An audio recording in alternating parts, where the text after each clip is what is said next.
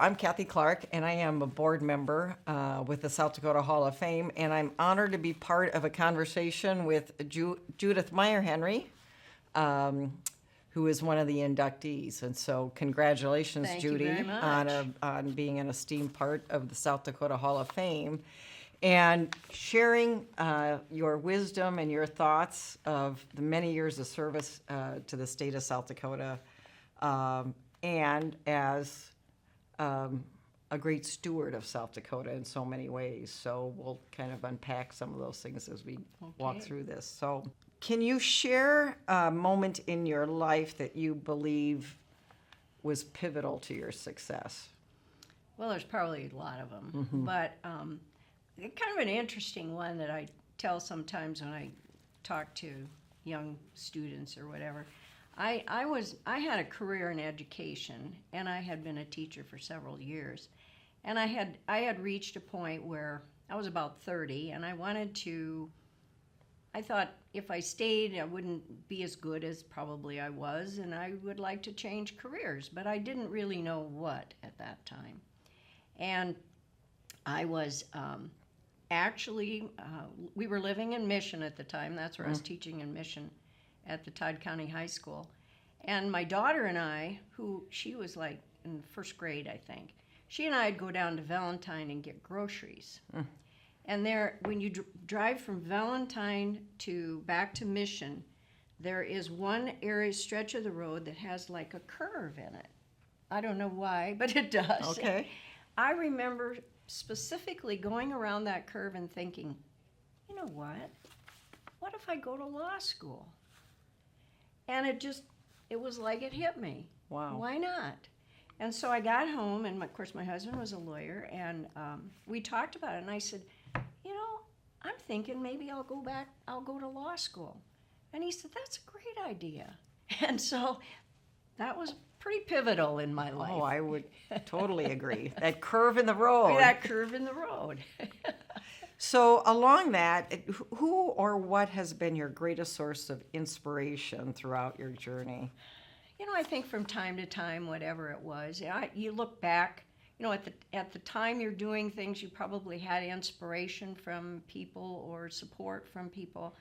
As you look back, I think there are different things that you think about.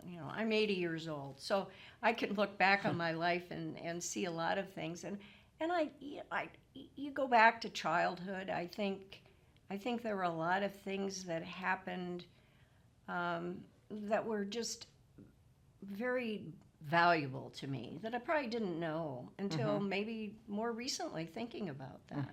I had a really good family. They were very supportive. They were not educated people. They were farmers. My parents only had 8th grade education, but it was very important that their children be educated and go on to higher education. And it wasn't, I don't know if we talked about it, it was just expected. And you don't think about that at the time, but we all did. There were 3 of us, and we all went on to higher education. But I think as you go back and think through that, it's like, wow, that was really lucky that I had those kind of parents. Yes. This brings up the question about, as you were born and raised in South Dakota and your career has been in South Dakota, how has South Dakota been integral in your life? Well, I've lived in various places. I grew up on a farm in south central South Dakota in Gregory County, and it was the homestead that my grandparents homesteaded, and we still have it in the family. We're very proud to still have that piece of land. It wasn't the most productive piece of land, but they all made a living off of it over the years. And so I think that piece of land is very important, and the prairie is very important.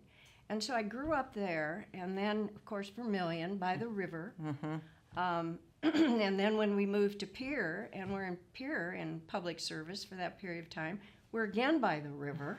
And I thought, I'm kind of a river rat, I guess. But and then, of course, living in eastern South Dakota is it's so different. The only part I haven't really lived in is more the real West River, but I've visited several times. But I think that whole prairie is just, it's just part of my soul, I would say. I still just love the prairie. I agree. What significant challenges have you faced, and how did you overcome them? I think that, there were challenges. There's always challenges when you're trying to make a go of it. And I was married very young, had our kids very young, and, trying to balance that with both of us going to school and then our careers. And, those are challenges. And then just going into it's always stressful going into a high-profile position, and as the first woman on the Supreme Court, and the first woman for a long time in the circuit court that I started out as, those are challenges. You have to figure out how do we do this? How to, you walk in a room full of men, they don't know how to handle you either. It's like, okay, this is a woman judge, what do we do with her? And I'm thinking, what am I going to do in this room full of men? Right. So, those are challenges. You have to figure it out. There's no roadmap. Nobody's gone before you to tell you, oh, this is how you do it. So you kind of have to figure it out. And that was the era when women were just entering the profession. Yes. When I went back to law school, I was 30. It was 1974. And when I look back at it, it was really, I think, as a result of Title IX that women were now entering into the professional schools, where before they were shut out. But now they couldn't be shut out. So my class in 1974 going to law school was one of the first classes that had any number of women, that had a number of women. Like, we were like 20% of it at least. Yes. And so we never really, we kind of just took it for granted. And when I look back at it now, I'm thinking that had to be because of Title IX. Yes. Yes. It does give you different perspective looking at it now. And I just marvel at how challenging that could have been at times. Yes. What legacy do you want to leave behind? Well, of course, your family. You always want to leave a nice legacy for them. But I think as far as my professional career, I'm hoping I left some, because as the first woman in anything, as the first anything, and then being the woman, you really are under a microscope. You have to kind of do everything twice as good and work harder and be smarter and whatever, because you don't want to screw it up.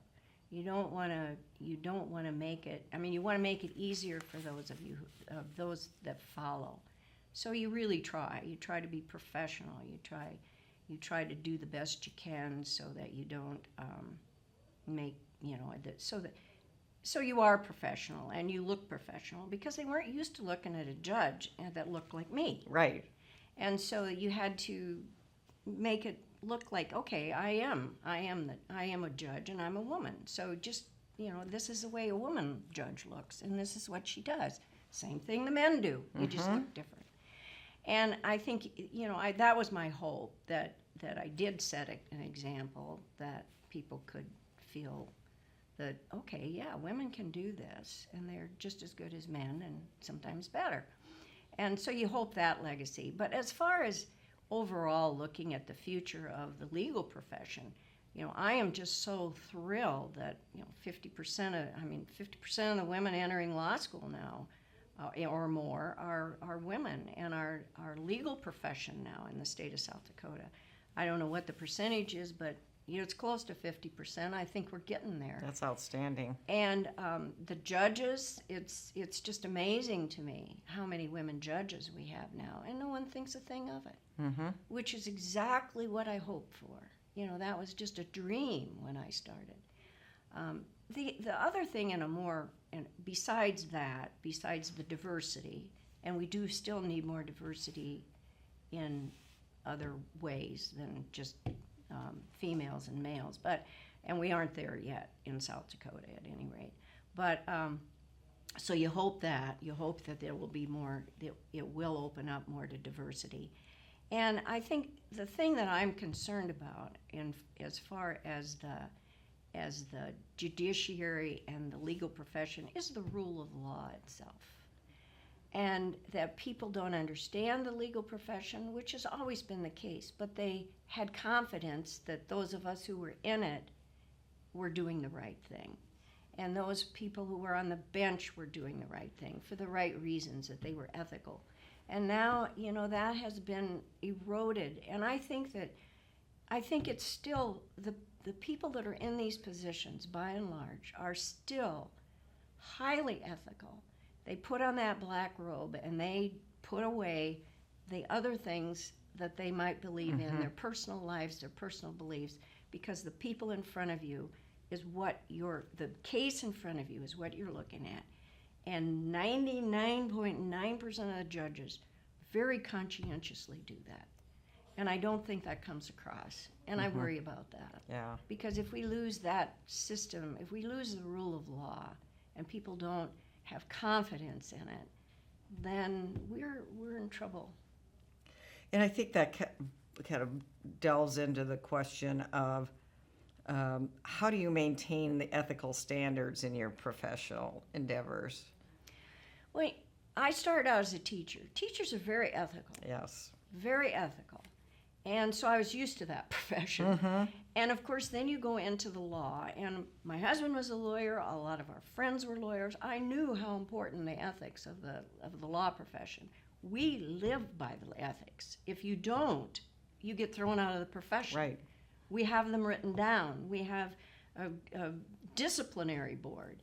We have the ability to discipline those people who are unethical out of the profession.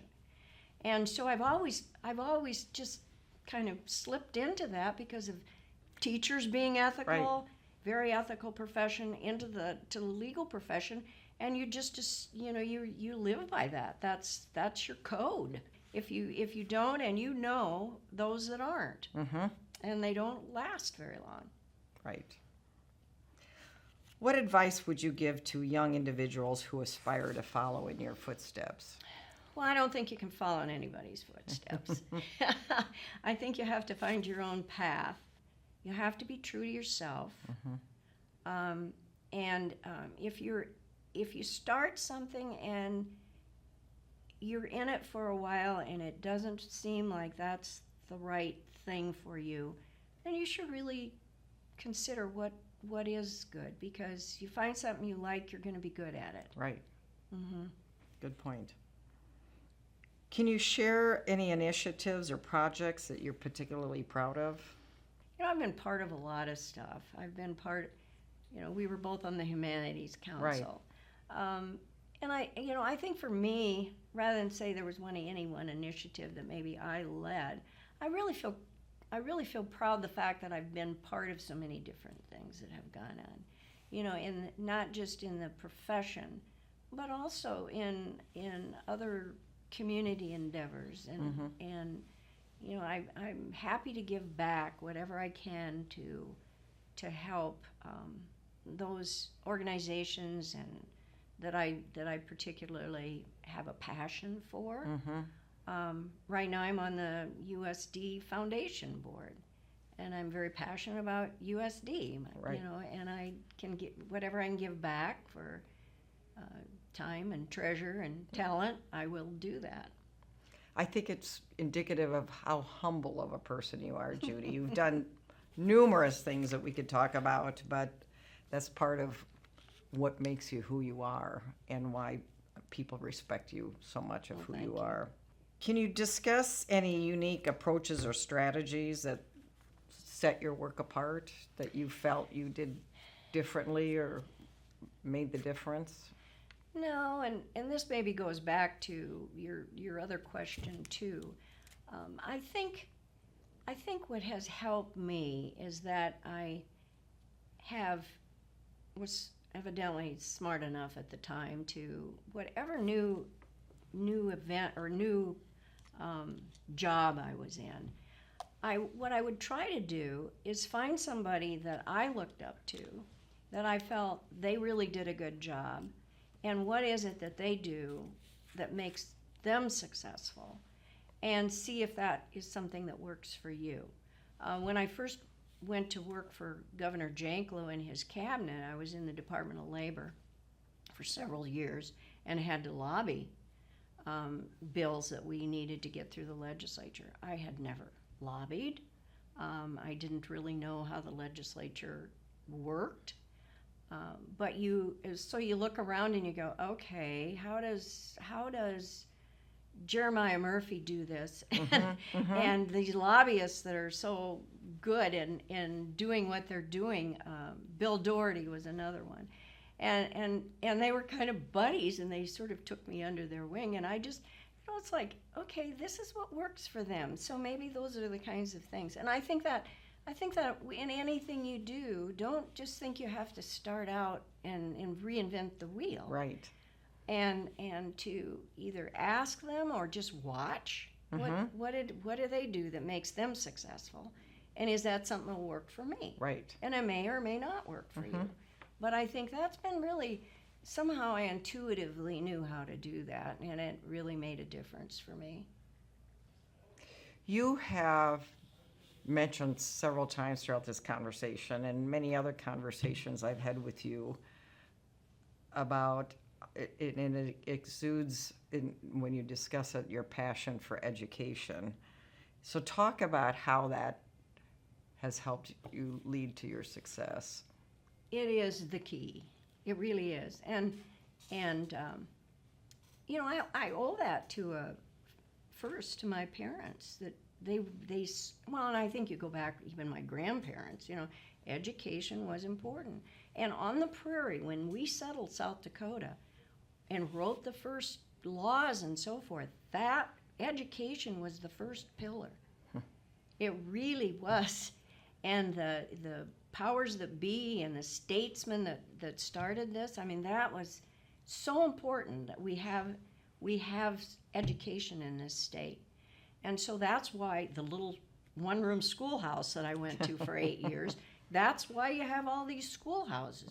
You got that piece of land that was given to the school districts to educate our children. And so, education is it's very important to me. And that has made all the difference in my life. Going back to law school was one of the best decisions I ever made, because that opened up a whole different avenue for me. But education, as an educator, and I still I have the highest respect for educators. It is not easy, and you aren't paid much, and sometimes you aren't held to, high esteem like you need to be, and that we should. Yes. The most important thing we can do is educate our kids. That's where I do have a passion for education. Absolutely. How does it feel to be inducted into the South Dakota Hall of Fame? I don't know yet. I'm a little frenzied yet, but well, you have to have a friend like Pat Ripel, who absolutely won't give up until she nominated me, and she would not give up. So that is amazing to have a friend like that, and I do appreciate that. I think that's probably one of the most important things, is that you have people that champion you, and you go through life. I don't do anything for the accolades. I never have. I did it mainly for myself, to advance my own character or self or whatever. I did it for that, necessarily not for the accolades, but it's very nice to have people recognize the things you've done. And for me to look back over collecting all the memorabilia to put on the display table, it was like, wow, I've forgotten that I was busy. Yeah, I was busy. I've forgotten some of this. But I think it's just kind of fun to go back and be able to sort of reflect on your life and figure out, what you've accomplished, what you've done. Well, you set an example for so many people. And I think about your children and grandchildren, as they look at you and go, wow. And the things that you did so many years ago to make a difference for them, to open those doors easier for them. I mean, that just speaks volumes. Hopefully, yes. Yes. I'm just her grandma normally. But. Yes. So what would you tell your younger self? And, it's one of those that I've reflected on, and it's, tell me what you're thinking. Well, my mom was an eternal optimist, almost annoyingly so. And she would always say, everything's going to be okay. And most of the time you would go, no, it's not. But I think that was probably really good advice. It's like, you'll get through this. You'll figure it out. And it can be a bad thing, but you'll get through it. You may not get over it, but you'll get through it. And in the final analysis, it's going to be okay. And as far as, that's what you've got to do no matter what. In your personal life, I think, there's a lot of emphasis right now on work and personal life balance. And I think that's really healthy. I think that when I first entered the profession and they were all men, the men didn't do as well on work-life balance. Women had to, because you had to go home and raise the kids and still do most of the laundry and do all of that. So you had to figure out, how do I balance all this and still be a good mother and do well in what I'm doing as a profession? And I entered the period of time when there was, as I said earlier, there was no blueprint on how we do this. Right. And it wasn't necessarily even acceptable. So it was like, okay, we're just really feeling our way on how to work on this. And sometimes we did better than others. But those are the same things. Whatever the challenges are today, which there's just as many challenges, they're just different, I'm sure. That somehow you'll figure it out, and you just have to have confidence in yourself, and that's hard sometimes too. But I used to, when I would give speeches back, and when I started out and gave to women groups and so forth, it's like, you have to trust that little voice inside of you, whether you call it intuition or whatever. I called it my little voice inside. And when you hit kind of a roadblock or whatever, you got to think, okay, I got to listen. What is this telling me? And you really, it's usually right. So you just have to have that confidence to listen. Great. Well, Judy, I'm so proud of you, of what you've accomplished, and to be part of the esteemed group of the Hall of Fame. And more importantly, to call you my friend. Yes. And I cherish that friendship as well. Friends are very, very important. Yes. Yes. This would have been a dismal journey without my friends. Thanks so much. Uh-huh.